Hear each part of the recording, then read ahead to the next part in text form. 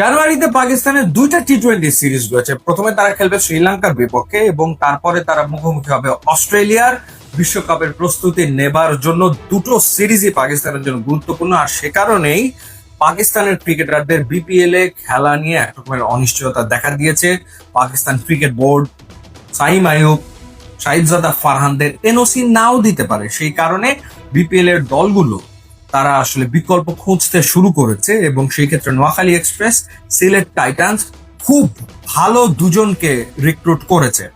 Noakhali express দলভুক্ত করেছে অভিজ্ঞ মোহাম্মদ নবীকে, 40-এর উপরে বয়স, বিপিএল এ 6টা দলের হয়ে খেলেছেন এবং তিনি বাংলাদেশের কন্ডিশনকে খুব ভালো বোঝেন এবং এই কন্ডিশনে তার bowling effective, middle and lower middle অর্ডারে কেমিও খেলার সক্ষমতা মোহাম্মদ নবীর রয়েছে। সবশেষ সিজনে চ্যাম্পিয়ন ফরচুন বরিশালের হয়ে তিনি বিপিএল এ খেলেছেন, তাকে দলভুক্ত করা হয়েছে।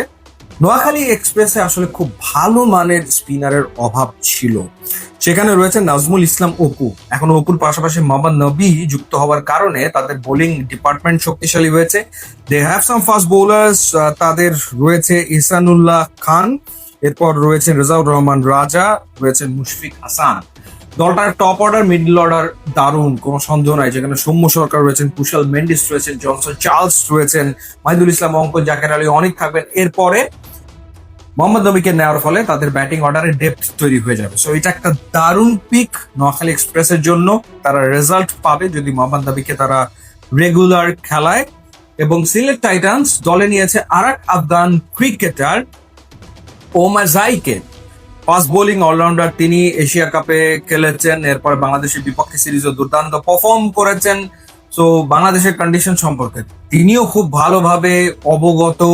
সুতরাং ওমার জাইও বাংলাদেশে দারুণ কিছু করতে পারেন সিলেট টাইটান্স এর জার্সিতে।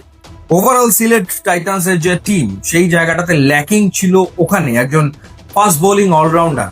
কারণ ব্যাটিং অর্ডারের দিকে তাকালে সেখানে পারভেজ হোসেন ইমন আছেন, আফিফ হোসেন ধ্রুব রয়েছেন, রনি তালুকদার রয়েছেন, জাকের রয়েছেন, মমিনুল হক রয়েছেন। ডেফিনেটলি খারাপ তো না। এরপরে আমরা যদি তাদের ফাস্ট বোলিং ডিপার্টমেন্ট দেখি, সেইখানে মোহাম্মদ আমির রয়েছেন, খালেদ আহমেদ রয়েছেন, এবাদত রয়েছেন। সো পাশাপাশি যোগ হয়ে গেল একজন ফাস্ট বোলিং অলরাউন্ডার, যার ফলে স্কোয়াড সমৃদ্ধ হলো, ব্যালেন্স হয়ে গেল তারা অনেক বেশি। সো ওমার জাই যে ধরনের ব্যাটিং রিসেন্টলি করছেন, অর্থাৎ ঝোড়ো ব্যাটিং তিনি করেন, খুবই অ্যাটাকিং মুডে ব্যাট করছেন, পাশাপাশি তিনি বোলিংটা করেন। আইদার তিনি ব্যাটিং করে ম্যাচ জেতাতে পারেন অথবা তিনি বোলিং করে ম্যাচ জেতাতে পারেন। He is a genuine match winner. So এই যে দুইজন প্লেয়ারকে পিক করা হয়েছে, মোহাম্মদ নবী এবং ওমার জাই, দুইজনই ম্যাচ উইনার। সো নোয়াখালী একজন ম্যাচ উইনারকে পিক করেছে, সিলেট টাইটান্স একজন ম্যাচ উইনারকে পিক করেছে এবং তারা আমার মনে হয় যে রেজাল্ট এনে দেবে। বিপিএল যদি রেগুলার তারা খেলে, টিমকে তারা রেজাল্ট এনে দেবে বলে আমার কাছে মনে হয়।